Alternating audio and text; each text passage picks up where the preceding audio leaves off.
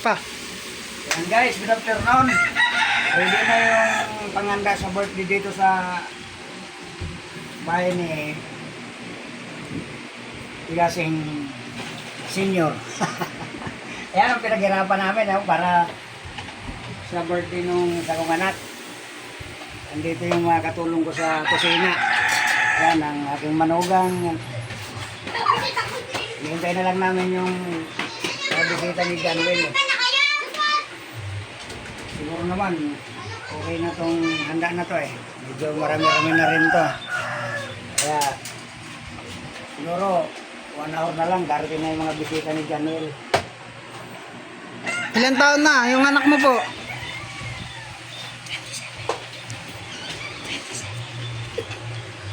Ang celebrant kayo na pang 27 birthday niya po, mga ka-senior. Anong wish mo sa anak mo po? Sana marami akong apo sa kanya. Okay. 1 minute pa lang. Okay na? Cut ka na?